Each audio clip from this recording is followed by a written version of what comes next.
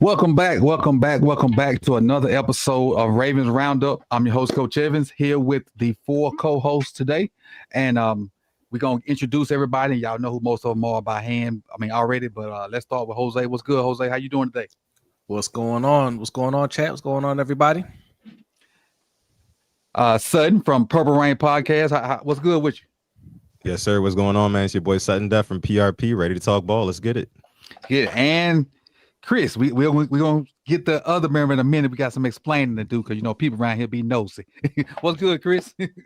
Not much, man. Just happy to be here with a W, finally. Happy to get into it. And we got our newest member here.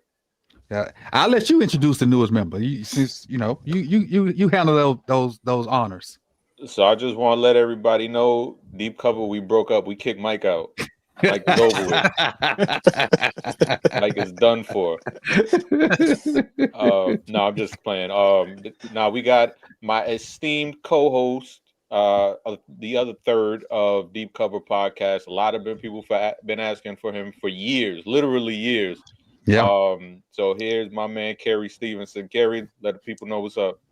Yeah, man. Appreciate you, Coach. Appreciate y'all having me, man. I don't make too many guest appearances these days. I told you, Coach, I was only going to do it for you. So, I appreciate it. I'm very grateful to be, part of the team, chipping in when I can. So what y'all don't know is, if for those that are new and have not watched our draft show, Kerry has been a part of our draft show for the past 2, maybe 3 years. And we have a lot of fun on that show, a lot of intricate draft conversation. And so you won't be disappointed with the insight that Kerry brings to the show. So I'm happy to have him. Mike will make an appearance. And so, and I'm going to be honest with you, full disclosure, this was actually Mike's idea, because Mike's more of a film junkie, kind of like me and Chris. So Mike's going to show up with us tomorrow. So your draft junkies, your film show that me and Chris normally does, it's a 3-man show now. It's me, Chris, and Mike. And so that's kind of where we're at right now. And just to let you guys keep you abreast on what's going on, that's what's going on. And so, Kerry, since you're the newcomer on here, real quickly, what did you think about the game yesterday? I thought it was 2 days ago. I'm sorry, 2 days ago. Thought it was business. A time to handle business, and they did that. You go back and just kind of look at how the wheat was going. Browns, running their mouth. A lot of people had a lot to say as far as the celebrating the anniversary and all that stuff. A lot of different ways to, get your focus off track. And so they were able to kind of get through all of that. You didn't hear too much chirping coming back from Ravens players. They locked in and they got it done. I was really impressed with the professionalism there. You got your first shout out as well. From the Rose. I pray our defense can carry us to a dub this week. That's pretty clever, Naron. That's pretty clever. Jose, as far as from your point of view, what you see to Sunday, early Sunday at that? They did what they're supposed to do, and I'm glad they did. Right, like I needed the defense to step up. The only real criticism I had was that interception that went through Marlowe's hands that went for a touchdown. But other than that, man, like that's minor. I'm not going to complain about it. I like the performance. I want to see them keep doing it.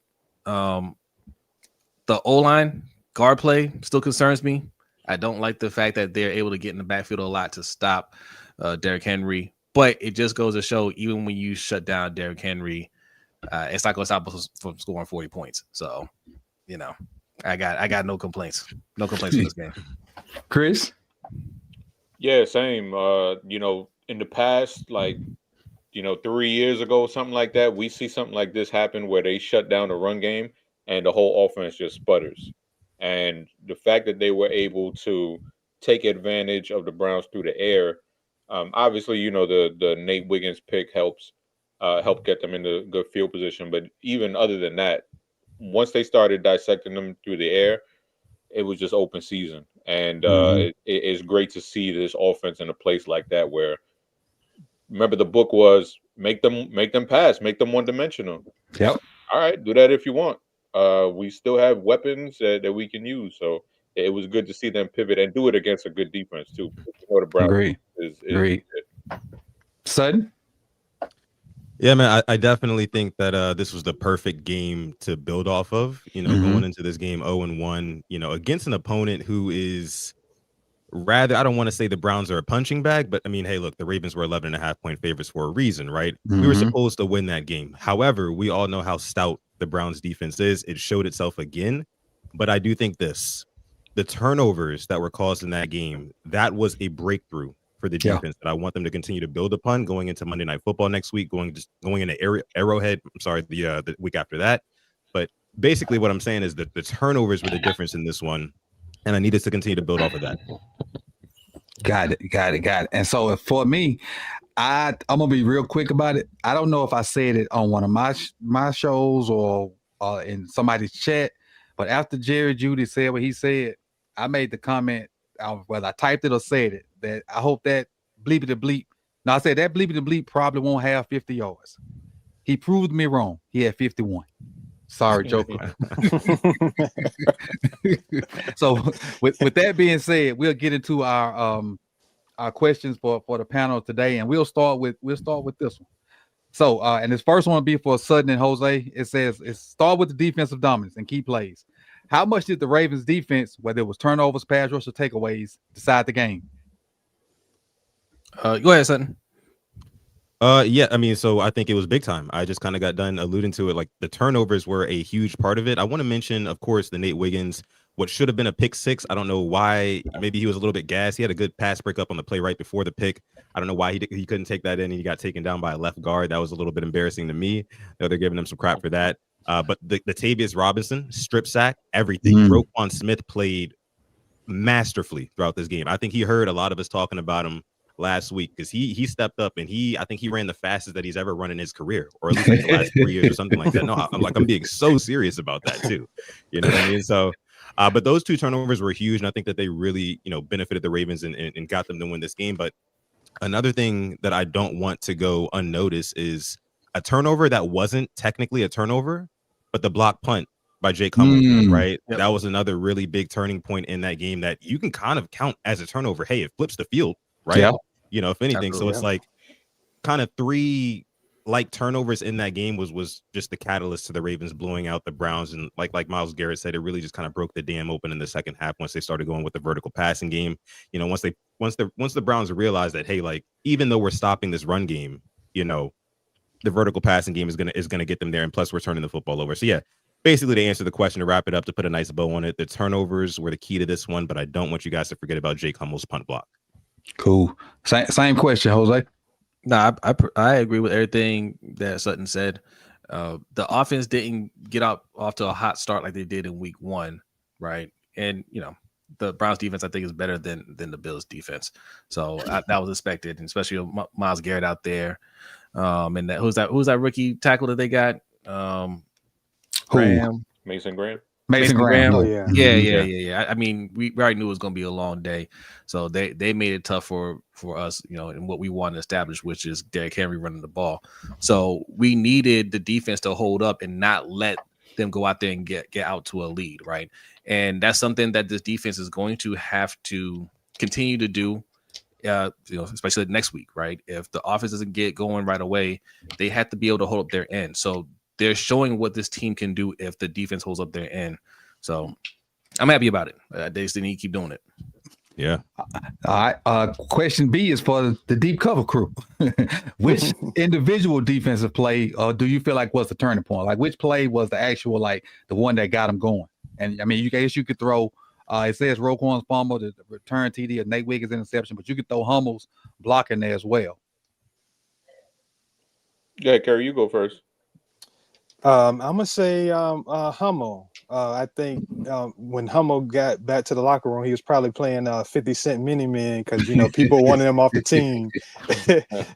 So he came through and made a big play. But I think that play was just a reminder of like how dominant this team can be when every phase is chipping in. When it's not about the team with costly turnovers, when they're flipping the field, when they're making plays like this, I mean, they are really, really tough to beat. So to me, that was one that really stood out.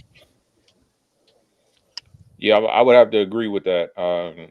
In honor of our boy Mike, because we know Mike loves him some special teams. So, but I think that was definitely a turning point right there. That one just kind of like it gave them a boost, and it was good to see the special teams make a play because they kind of been struggling a little bit as far as just being able to make key plays. I mean, we know LeJohntay, he's been doing his thing as far as a punt returner, but every other aspect of special team is kind of been lackluster so far.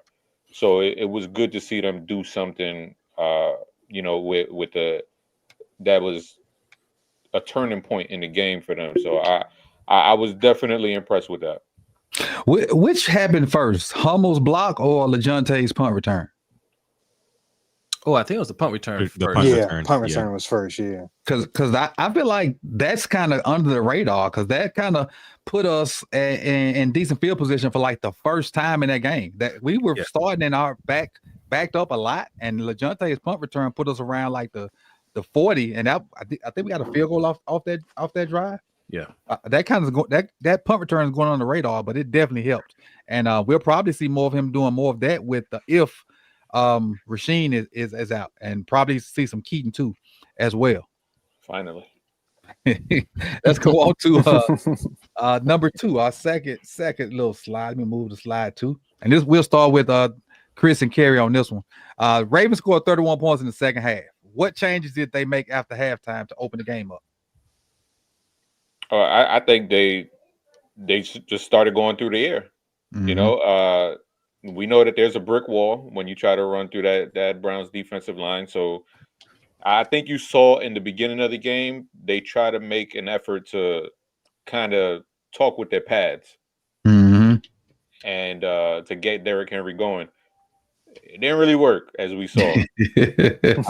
So in the second half, you kind of saw them air it out a little bit more and go under center, use that play action. And, the results were there. So I hat tip to Monken. We saw him move the pocket around a little bit more, get Lamar off the spot, not have him just, be there like a sitting duck for Myles Garrett to sack. And I was impressed by the second half offense. Yeah, for me, it was adjusting to what the Browns were doing. The Browns like to play a lot of cover one. They bring a lot of people up in the box. They run that wide 9. They stand a lot of people up. You don't know who's coming, who's dropping. First half, they dealt with it fine. They were kind of going through the motions. Second half, they made the adjustment that for some reason NFL teams just forget how to do. Use play action, use pre-snap motion. Like, it's proven that helps, but for some reason teams like to wait until they can't move the ball or can't score, and then they're like, oh, I forgot I can do these 2 things, and now I can score some points. So you saw some of that straight. The first possession of the first half, first play was a heavy formation play action pass to believe it was Zay Flowers. Second play, I think they moved them and ran an end around to him. Third play, Lamar breaks free, throws it up to D Hop. What should have been a touchdown, but they didn't call it a touchdown. So, those kind of adjustments you saw, I thought was, real strong. Like the first half was fine. They just had a couple miscues here and there that I think, you could have saw a little bit more scoring in the first half, but definitely when they got that motion and also they got Henry out on the edges a little more, a couple pitches to him, just try to change it up a little bit. So I think those three things helped. And I was thinking about it when you just said it, like we should have had a Jackson 5 two different ways on D Hop's catch, and then when they didn't call it a touchdown on Mark's catch / knockout / whatever you want to call it. So he still should have had a Jackson 5. Contrast to their first half struggles, low offensive production, few first downs. Like what did they do? What went wrong in the first half? And I'll give that to Sutton and Jose. What was Cleveland doing to pretty much mitigate the offense in the first half? Well, I mean, honestly, it was really just everything that any other team would do to mitigate the Ravens' offense in the first half. Everybody knows that the Ravens are going to trot out the hammer, aka Derrick Henry, out there to try to force you, basically just lean on you from the start of the game and see if you can stop that. That is the prerequisite to not getting blown off the field by the Ravens, is stopping Derrick Henry first and foremost. So that's what they were doing. Like they were saying, like Kerry was saying, loading the box, showing him a bunch of different types of looks, knowing which side he wants to run the football to. And I think that, you brought it up, Kerry, as well. The first play of the game, very first play of the game, or very first Ravens play on offense. So 1st and 10, very obvious run up the middle to Derrick Henry. It goes nowhere. You juxtapose that with the very first play of the third quarter. Like you mentioned, it was a play action fake to Derrick Henry, and then they get it to Zay Flowers for a very big gain. I've been saying this. I've been kind of banging the table for the past couple of months, to be honest with you. Like Todd Monken has to realize that it is not illegal to not run Derrick Henry on first down. Like it's not mandatory to run Derrick Henry on first down and be so predictable with that. I'm just saying, guys, like be multiple with it. Like throw teams off their spot. I mean, off their game plan early on, because if everybody knows that you're going to give it to 22 on the first couple of plays of the game on first and second down, then you're kind of putting yourself behind the chains, right? And I feel like that's what was happening a lot in the first half. But in the second half, that vertical passing game was just amazing, man. To think that the Ravens ended the first half with only 10 points, but ended with 41, right, goes to show how good, honestly, Lamar Jackson is. Because like I think one of us said, the scheme for so long was, hey, make him throw. If you shut down the run, all you got to do is make him throw, then you're good. But the fact that we're like, okay, yeah, cool, you're going to shut down the run, here's 40. You know what I mean? Like that, and the fact that we're averaging 40.5 right now, man, I cannot say enough about this offense. They made adjustments at halftime. Big props to Todd Monken on that, because I was going to come in here and bang the table on him had the Ravens ended that game with sub 25 points, right? So I'll just leave it at that. Yeah, I think the Browns had the right strategy, right?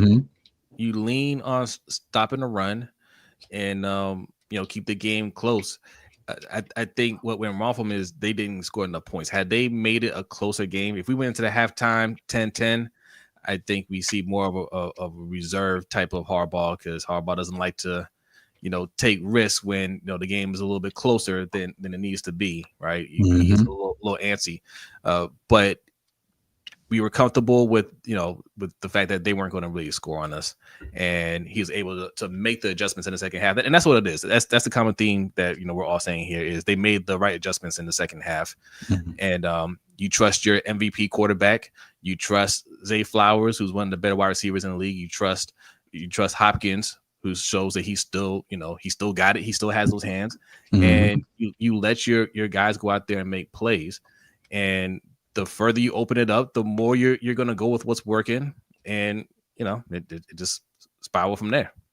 Got it. Now, just to add to it, like we used to have a saying, like when it gets tight in game situations, like late in the fourth quarter or on fourth down, or like that, most people call it nut cutting time. We had a saying back in my hometown, when your butthole get tight because you clenched up and you're nervous. Let's get tight. Some coaches do that. They're like, I don't want to be in these situations. Look, somebody else make this call. You got to have the kahunas to make them calls when they matter the most. Now, I'll give you a kahunas call that I wouldn't mind seeing Monday night. Okay. Play action early. Tez walk on a post. Mhm. You had me. You Mhm. had me. If At you play just change that receiver name to Tylen, Tylen? and you got it. Oh, hold on now. You're gonna have to explain that one, Chris. Island? That's his son, son. Oh, so that's an ongoing. Something's new here. That's yeah. an Oh, I'm new. ongoing I'm joke new. over here. Yeah, I didn't- that's Chris's son. Yeah, Yeah, I'm his biological father. Whoa. Biological father. That's crazy. Whoa. Yeah, y'all can't just tell me something like this for the first time when we on live. What are we doing, y'all? That's Oh his. my That's God. so. Let's put it like this, son. Like, and I can say this because my wife ain't gonna kill me because she know. In fact, like I used to say, Rihanna was my girl. That's Chris's son. So now you get it. Okay, I got you. I got you. Put it like that. And I love me some Tylen Wallace, by the way. Been following him since the OSU days. Love that pick whenever we got him. And he's been great for us. I was talking to Alex about him the other day. He's one of those guys where whenever you ask him or whatever you ask him to do, he's gonna do it with a smile. He's kind of like the Justice Hill of the pass catchers. You know what I mean? Exactly. He's so good, man. I love Tylen Wallace. And I didn't know he was a twin until this summer when on the golfing video. Mhm. I didn't know he was a twin. So Chris, what you? I don't claim that one. I don't claim it. Hey, it's some weird signs going on, but we're gonna let you make it. We're gonna let you make it. And I'll pose this one to Kerry and Chris. It has to do with Lamar Jackson's role in offensive versatility. Look at Lamar's efficiency, and you see 4 touchdowns versus the Browns, and his use of multiple weapons. What do you attribute to him, like spreading the ball around and just being multiple with Lamar's game? Just his own personal development. Like, if you remember, maybe 2-3 years ago, maybe even back further than that, where he would have those deep shots lined up and he'd miss them, looking for Hollywood or looking for different people. You don't see those misses anymore. Coming out of college, his main kind of inconsistency as a passer was throws outside the hashes. You don't see those issues pop up anymore either. Like, I hope people really truly recognize, like, we're watching a Hall of Fame quarterback in his prime, at the peak of his powers. So I mean, really, a lot of that is what it is like his ability now to clean up any kind of misstep he had previously. I mean, I know the haters are in shambles right now because you can't really find a real true knock on him. They're gonna always find something because that's what they do, but like, realistically speaking, there's nothing on the field that he can't do anymore. So it leaves your play sheet wide open because it's literally nothing he can't do. Yeah, obviously I agree with what Kerry's saying. And the fact that he's been able to. I mean, I don't want to take anything away from the wide receivers, but he's been able to kind of help them elevate their game as well, giving them the ball in spots where they can make a play after the catch, keeping them out of harm's way. That's huge for a quarterback. I mean, look at what's going on in Jacksonville, where you got Brian Thomas. Looks like he does not trust where Trevor Lawrence is putting that ball because he put him in harm's way, and Lamar takes care of his guys. Hey, Zay needed a few yards to get 1,000. Lamar made sure he got it. So when you have a quarterback like that who is down for you and looks out for you, that's just going to elevate your game. You're going to do everything you can to help that dude out. And just from a cerebral standpoint, defenses don't really mix up Lamar when it comes to coverages. Like, he's not going to put the ball in harm's way when it comes to throwing passes. He, over the last couple of seasons, he's been one of the best quarterbacks as far as being able to keep the interceptions down and not have the other team take the ball away. So he's just on like remember how Aaron Rodgers was in like the early 2010s and stuff like that, where it was just he would have like 4 interceptions on the season and barely turn the ball over. That's the evolution of Lamar that we're seeing right now. And speaking of that Aaron Rodgers stuff, Lamar had those 4 interceptions last year, and the similarity to those two at the time was you're gonna have to beat them because they're not gonna beat themselves. And like Lamar and Aaron's probably, let's say 4 interceptions, probably because he was trying to fit the ball somewhere because of his arm talent. Lamar's interceptions came from folks just like not catching the ball, other than one of them. So the same plane. If you don't turn it over, you should be very good, especially with the skill set that Lamar's got and some of the weapons that he has. And I honestly feel like that the Ravens are 2 infinity stones away from being like for real. And one would be tight end play, some tight end production, and the second would be to shore up that offensive line. Yes, they're 2 infinity stones away from really being extremely, extremely scary. But let's stay on this receiver core with Sutton and Jose. How did the Ravens receiving core perform? Which receiver stood out to you? And how did you feel like they attacked the Browns? Was it the proper way to do it, or should they tried something in like different at the beginning since it took so long for them to get started? I just want to say this. The Ravens should have pursued DeAndre Hopkins years ago. Mm-hmm. Years ago. I mean, when the year that we went after Odell Beckham Jr., what was that, before the 2023 season, right?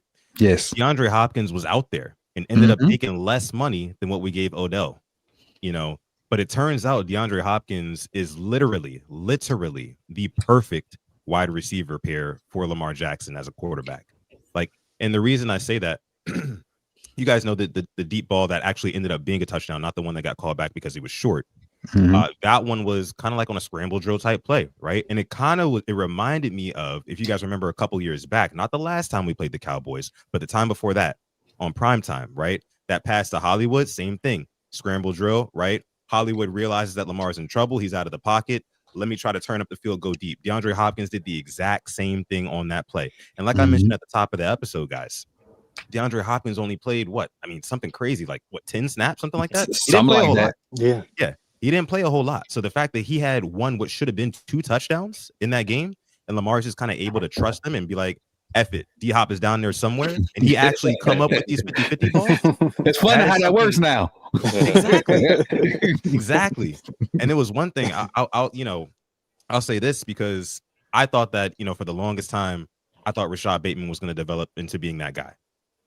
So far, we have not seen a whole lot of production. I was telling you guys about this earlier in the show, or maybe it might have been before we went live, but I'm kind of worried about Rashad Bateman's production and his role in this offense as D-Hop kind of emerges as a big play guy, because like we said, it's funny how that looks right now that we have a guy who can catch those 50-50 balls in D-Hop. I think he deserves more playing time. I know he's a vet, and I know that's why he's kind of like on the pitch count right now, but get him more playing time. We need him. We need somebody like that, especially in these big games. Man, I love D-Hop, man. We should have got him years ago. That's all I'll say. I'll leave it there. Man, just to piggyback on what Sutton said, man, like you gotta remember, D-Hop made a Hall of Fame type career off of bailing out bad quarterbacks. Yes. Yeah. You know what I'm saying? Like Yeah. he made his career off of that. So you have a great quarterback like this, and he needs some help. He knows exactly where to be to help out his quarterback.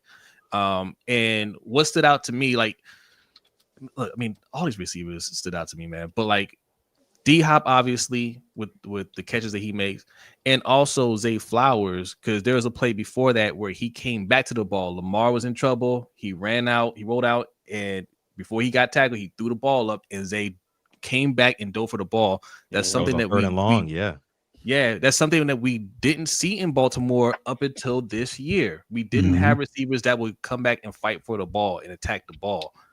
Zay Flowers gets it. You know what I'm saying?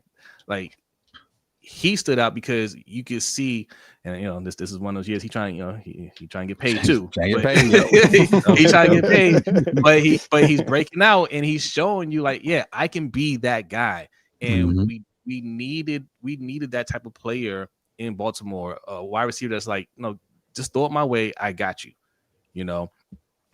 Also, I gotta mention Tez Walker, Tez Mhm. Walker, that kind of ties into the second part, like how well did we stretch and attack the Browns defense. Those 2 touchdowns that he had, by the way, 3 catches, 3 touchdowns in his career. You know, True shout out to that. him. Those two plays are going to pay dividends for this past game moving forward, because when he's on the field, you have to respect his speed. True. The reason why he got those touchdowns is Mhm. because the defense didn't respect his speed. They thought he's gonna go out there and play decoy. He got open, touchdown. Did it again, and like it won't happen twice. Oh, it happened twice, touchdown. When defenses Same watch with his film, first touchdown. yep. That's a When fact. defenses watch film and and moving forward, and they see him on the field, they know we had to honor his speed. So Mhm. that was 2 great plays for Tez Walker. Who made the point about D-Hop playing with bad quarterbacks? That was you, Jose? Yeah. All right, check this list out. I did some little research while you was talking. Matt Schaub, Mm-hmm. Case Pick Keenum, 6. Ryan Fitzpatrick, Ryan Mallett, Brian Hoyer, TJ Yates, Brandon Whedon, Brock Osweiler, Tom Savage. Never heard of That's a that. nasty list. Deshaun Watson, Kyler Murray, Colt McCoy, Trace McSorley, Will Levis, Ryan Tannehill, Malik Willis, and then finished with Mason Rudolph. And then he's finished with Pat Mahomes and Lamar. And think about it, some of those names that you named, this is when he was an all-pro. Yes. Yeah. If I'm not mistaken, TJ Yates was one of them all-pro years. Yeah. MJ said, all I hear is who. Right? Exactly. The second part of that question for Kerry and Chris: how did the Ravens? Did we do that one? No. How well did they stretch and attack the Browns defense? I think we did that one. Let me go. Let me see where I'm at. I needed my face. Oh, there we go. We go to number 4. We go to the next one. My bad. We got the yapping on that one, so I kind of got off track. All right, number 4, the running game and the ground attack. The running game was subdued. Derrick Henry had 20 some odd yards, if I'm not mistaken, kind of like 3 yards a carry or 2 yards per carry. What implications do that have going forward? And was it simply the Brown scheme, or do they just have the personnel to shut that run down? I think it's a little bit of both. Brown's defense was super talented last year, and they just added to it this season. Mm-hmm. And it's not an excuse, because just because they're that good, yeah, that's what it's going to be like in the playoffs when you run into a Chris Jones, when you run into the Bills, who look like they've reloaded with Ed Oliver and Joey Bosa and all of those guys. You're going to run into those talented defensive fronts. You're going to run into those talented coordinators who are gurus at taking away what you do best. So you have to learn and have the actual personnel on your roster to be able to kind of lift your nuts up and run when you want to run the ball. Mm-hmm. And we saw a lot of that in 2019 when they actually had the personnel up front. Now, does this team have that personnel up front to do that? I mean, a lot of people would say no, but it's a long season.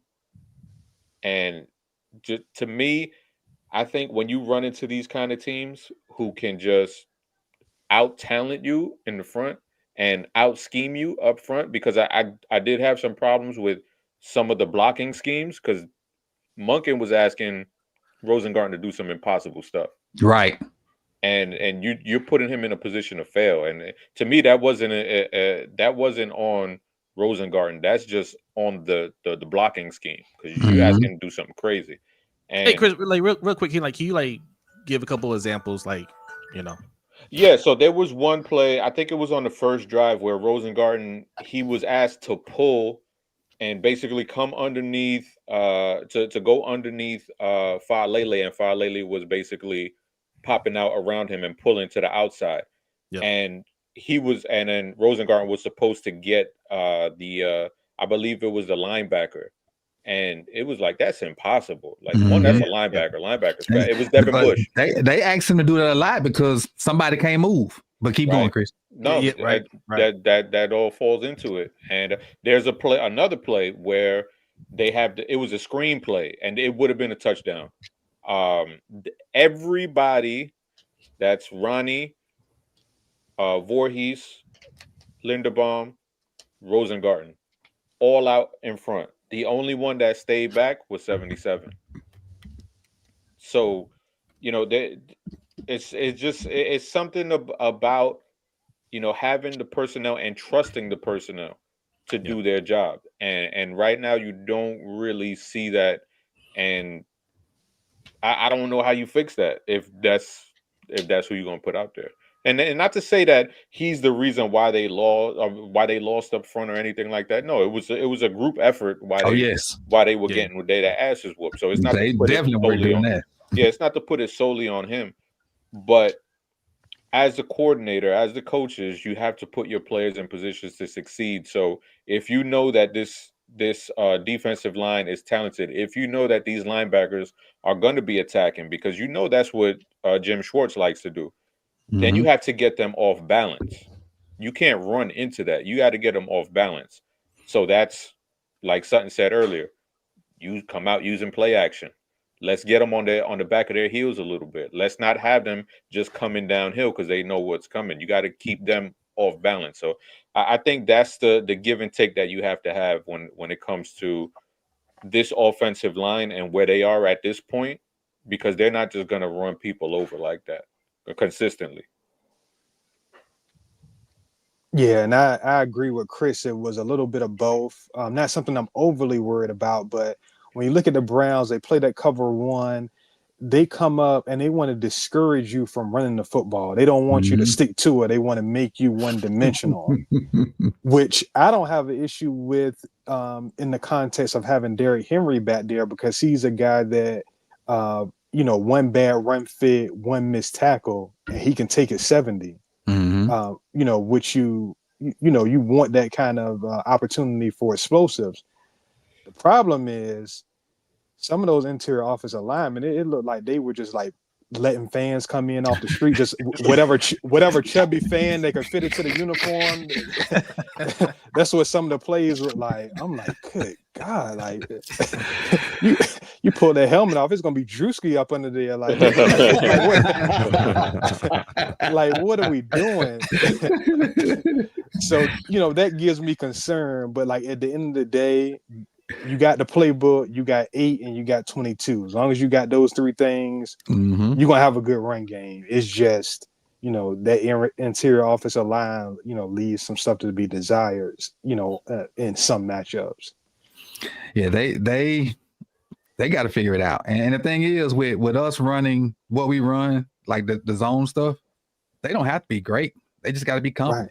Right. Like I think I was telling Nitro that we don't have to have all pros up there. We just need 5 guys that do their job. You ain't got to be all pro, but just be on the same page, be on one accord, and we're gonna be straight because you got 822 back there. Yeah. All right, before we go to the next one, I'm gonna hit the super chat real quick because I don't want to think I forgot. So Pimp dropped 5. He says, hell nah, elite teams don't blow double-digit leads. At the rate we do, and I think that's in relationship to the name of the stream. I asked, are the Ravens elite? So that was his reply to that. Then he also dropped another 5. Appreciate you, Pimp. He says, got to show Teddy B some love because he was taking on the work for free up to Agent Zero. So so now I ask you this, and ask you and Chris this one, since he dropped that, and this I don't have it on the list, but this is a good point. Talk about, and I probably should have put this in now that I think about it, Teddy B actually taking Simpson's spot, because Teddy started the game, and this is just game 2. Yeah, definitely snatched that chain right off of Trenton Simpson. Man. He's the starter now, and like Trent was like this. Why y'all ain't help me? Why y'all ain't help me? Right. But I mean, like we actually saw it in week 1 against the Buffalo Bills. He actually outsnapped Trenton Simpson in that game by 3 snaps. It was quiet as it was kept. It actually did happen in week 1, and week 2 it was an absolute landslide. Teddy Buchanan, he showed me a lot of things in the preseason while everybody was bigging up and hyping up Jay Higgins, and rightfully so because he played pretty well. I was liking what I was seeing from Teddy Buchanan in terms of like his instincts. He was blowing up plays in the backfield, things like that. There was one play in this Browns game where it was on the Nnamdi Madubuike sack, where Teddy Buchanan kind of really helped Madubuike get that sack, helped Joe Flacco pull that ball down and hold that ball for an extra half second, because Flacco wanted to go over the middle on that one. There was a guy streaking open, but Teddy Buchanan at the perfect moment, like he almost has eyes in the back of his head, jumps and kind of discourages Joe Flacco from throwing that ball in that split-second moment, and that gives another split second for Nnamdi Madubuike to finish up that sack. So I love what I'm seeing from him. I love how with him, Roquan Smith looks the way he does. I mean, he had, again, like I said at the beginning of the show, he played masterfully. Crazy amount of tackles. Of course, he had the 2 or 3 tackles for loss. He had the fumble recovery for the touchdown. Very excited from what I'm seeing from Teddy Buchanan and Roquan Smith as a duo, man. Agreed. And he looked totally different when Teddy's out there versus. Well, no, he looked totally different versus when Simpson is out there versus anybody else. Yeah. Even going back to last year with the older guys we had, Rowe looked totally different with those other people out there. It's like, and I said this in a video I did earlier. I feel like he had to baby Simpson. Like he got to tell him, hey, you got this gap, and if such and such do this and X, Y, Z, and by that time the ball snapped. But really quick though, Coach, just like you just said that, like sometimes you felt like he had to be babied, right? Trenton Simpson. You mentioned not even 10 minutes ago how since certain people can't move on the offensive line, you got to, slide protection this way and that way and do all sorts of things in order to help guys out. So with that being said, in week 2 of the NFL season, if the Ravens have already made the decision to move on from Trenton Simpson, who they may have felt like was a high and low player, a little bit inconsistent, why do they not keep that same energy for the offensive line? I don't understand that. Because who are you going to replace him with? Jose, yeah, somebody like that's why we had to make the investment. Listen, this is that's not a people that's listening. That's not a legit who you going to place them with. If you don't want to speak sarcasm, I just got a preference there, Jose. I'm sorry, because a lot of people don't know. Oh yeah. I mean, look, you had to put in the work and really building up this offensive line. They didn't make the investment in the offensive line, right? Like you have, you have projects that you're trying to put out there, and you're not giving them, you're giving them a job without them having to earn it. You know what I mean? What project you speak of?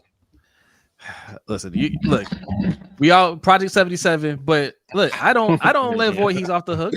I don't let Voorhees off the hook. Oh no, he's another one. He's another one that shouldn't just been given a job, especially since he didn't earn it back last year, right? He didn't win it. He didn't win it back last year. Why are we comfortable just saying, man, you got it? No competition whatsoever. That's the problem right now. Like you gotta get at least some veterans out there that know how to put hands on somebody. To push these guys, and if they win it, they win it. But you're just handing them the job and just saying, well, they'll get better. And that's straight to Sutton's point.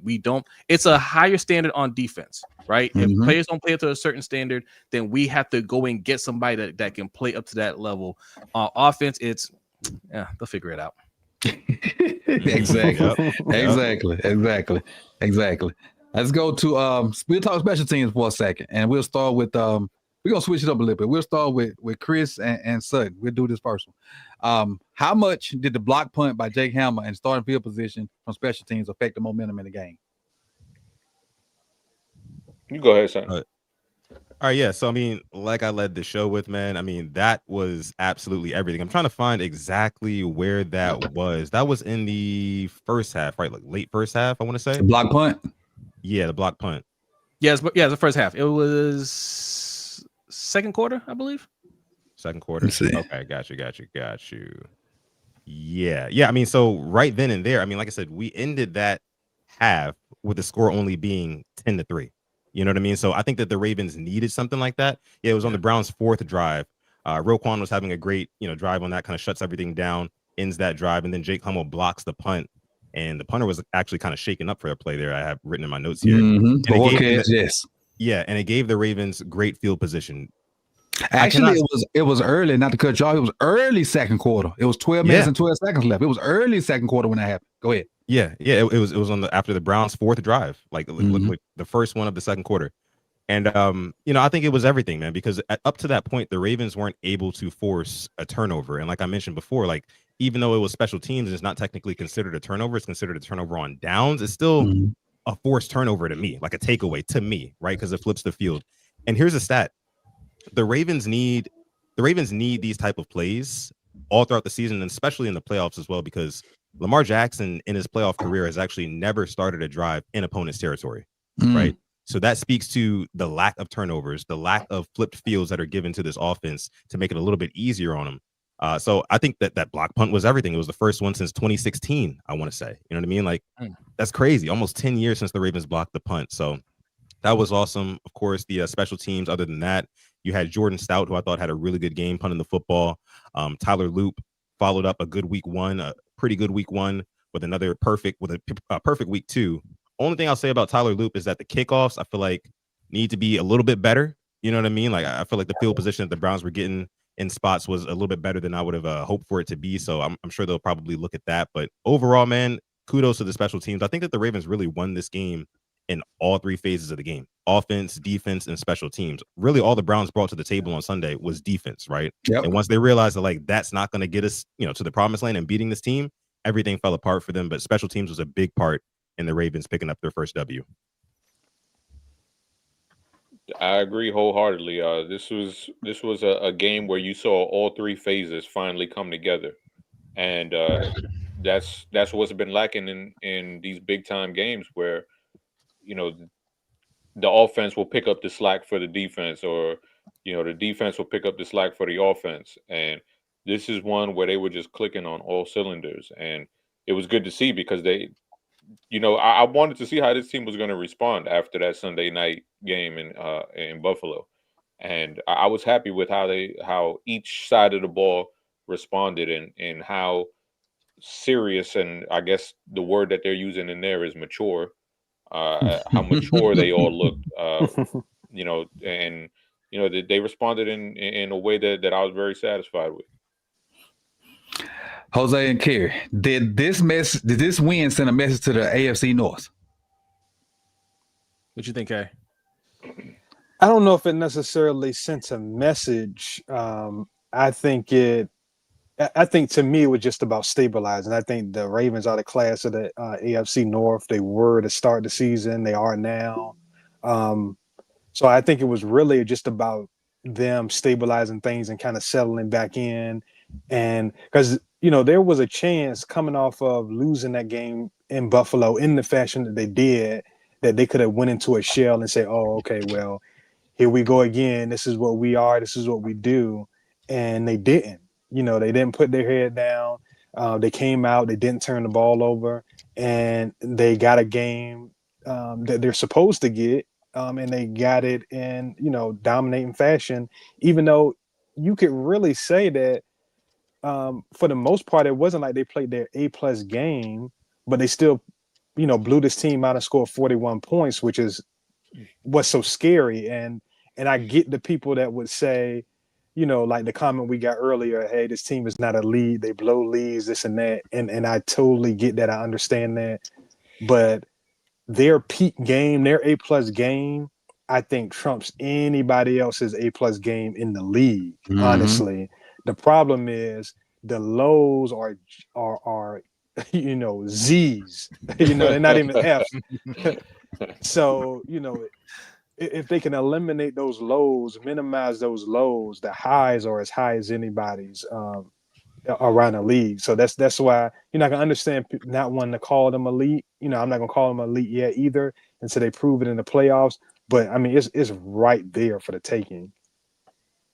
Yeah, no, I agree. I think I actually think it's a combination of this game and the Steelers Seahawks game that sent the message to the AFC North, and that's that last week. The results of those games don't really represent who those teams really are, right? Great point. I thought the Steelers, and that's because I thought the Jets were better than they were too. But I thought that game, they showed a lot. Aaron Rodgers looked good, and the Steelers were going to be a pretty tough team to contend with. And then they came out this week against the Seahawks, and I was like, oh, A-Rod is back, like.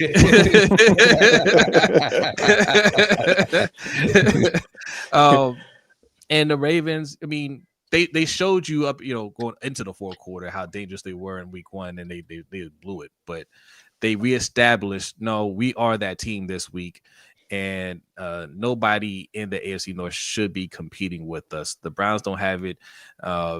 the Bengals obviously they had to start Jake Browning for a few weeks. Although Jake Browning is a good backup quarterback, I think they'll win a couple games here and there. A few months. A few months. I'm sorry, I said Few weeks. months. A few months. Yeah. So they're pretty much out of contention. The Steelers, if they can figure some things out, quarterback, then maybe maybe they can compete. But this is our division for the taking. Gotcha. I'm gonna pivot one time. Chris and Kerry. Let me take this down. Y'all remember this? Mm-hmm. Oh Yeah. yeah. Does this not kind of look like Tylen's touchdown? What instead of this little quick route, it's a corner route? Yeah. I sent this to Chris and Kerry and Yeah. Mike. What 2 weeks ago? Well, maybe right after the first game, talking about how Tylen Wallace can go in and block linebackers. And they just need to leak him out. And I'd be god darn if Todd Monken didn't do just this, but instead of this little flat route, he ran a corner route. Yep. So Todd, Yeah. Todd know who to reach out to, and he needs to. We go way back. We go so far back he probably don't remember me, but I remember him. And we'll finish with this one right here. So implications going forward. What does this win mean for the not necessarily the AFC North hopes, and I probably should change the wording, but the AFC hopes in general? Like, is there a way, and this will be for everybody, and I just kind of cut the bottom part of it off. Is it a way? Do you see a path to us catching back up with Buffalo being 2 games down from them already? I mean, yeah. It's only week 3, so anything can happen. We've seen teams start off 5-0 Mm-hmm. and end up looking like complete trash, and anything can happen. It's still so early right now. Like, if the Ravens, started off with 8 wins, I'd still be like, all right, I'm still a little skeptical. Maybe they're peaking a little too early, and I think the ebbs and flow of the season is you want to get hot at the right time. Mm-hmm. So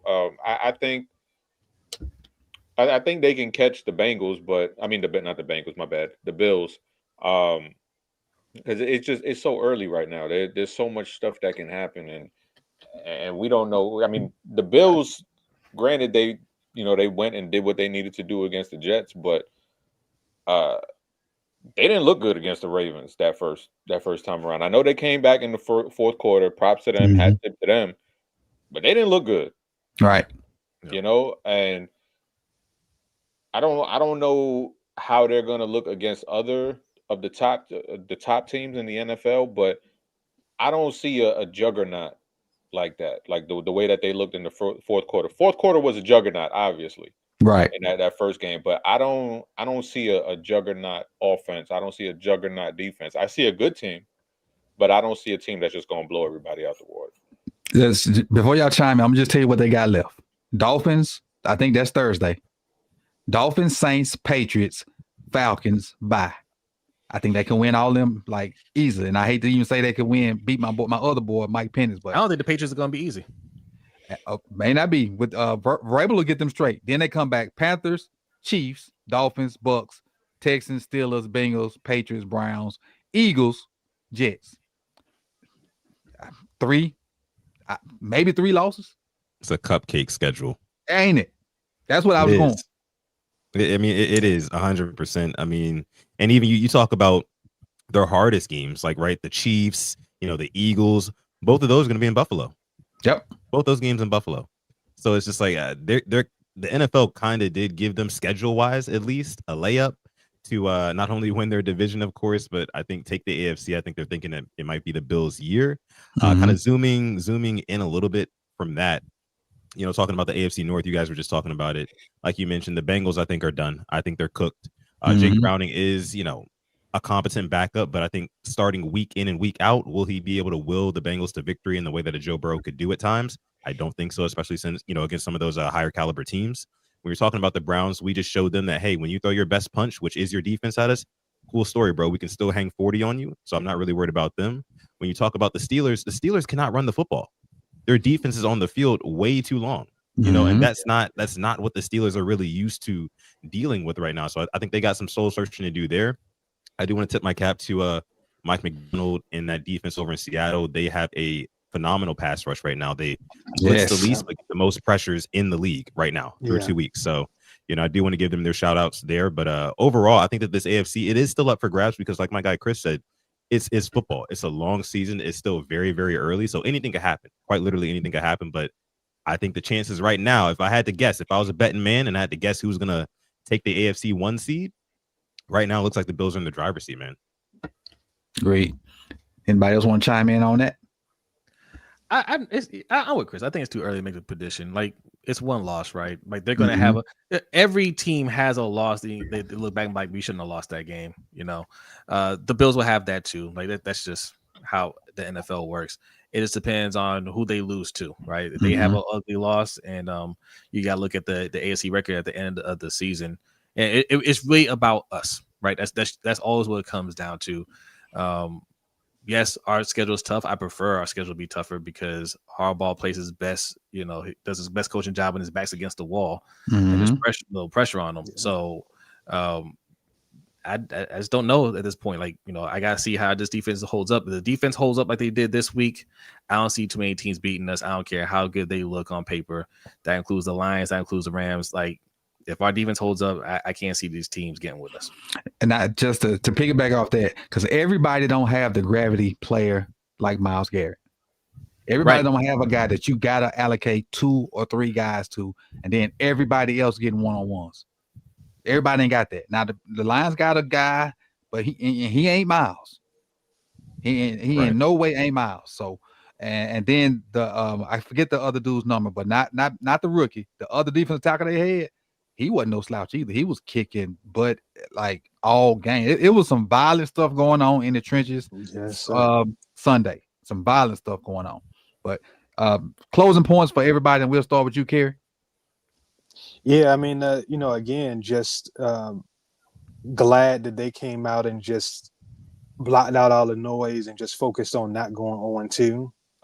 You can tell that that was going to be their approach going in, like, with all the 30th anniversary stuff and all that stuff, and Ray being there and Flacco coming back and all this and that. And that honestly all took a back seat to what the objective was, and the objective was getting that game. And so, it makes me feel good going forward. This next test is going to be a tough one.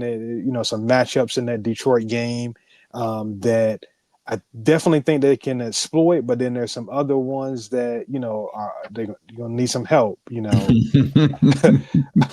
So, but it's not anything where I'm coming in fearful or not thinking that they can't come out and really put their best foot forward. They come out and play their type of game and avoid mistakes. They can put up another 40 ball even against a good Detroit team. I have no qualms about them being able to repeat that performance. True that. Jose? No, like I think look, after week 1, right? They had to put a few games under their belt on defense for me to really be like, yes, this defense is like that, right? They got exposed too much. I know it's just week 1, but that was a big game, and they need to show up. And I hope that was just a lesson that needed to be learned early on, that you can't just walk on the field and people are going to respect you. You got to take that respect from them. And this is a good week coming up for them to really prove who they are. Say, hey, week 1 is not representation of us. We're going to go out here and we're going to shut down this good offense. They do that, they'll start to get that respect around the league, and they got to keep it going. But we'll see. I mean, the offense, even with with the O-line being spotty, Lamar's playing the type of football now where it's like, I don't need 2 seconds. Like, I already know where to throw the ball. I already know where the hole is. The gap is in the defense. Like, I'm going to get these points up on the board. So like they firing on all cylinders. Well, most cylinders, not the guard, but got that one misfire. They got one misfire, but engine's still running. The offense is going to do what they need to do. The defense, if they falter a little bit, then it comes down to coaching. What kind of adjustments can you make? Especially if the game's a little close. So, that's, we're eyeing Harbaugh in those situations too. So I mean, we'll see, Mo. But I feel good about this game, and I feel good anytime we play an NFC team. We only lost to 2 of them with Lamar. Gotcha, Yeah. Chris. Yeah, I mean, this is another test coming in to the early season against Detroit team that just put up 50.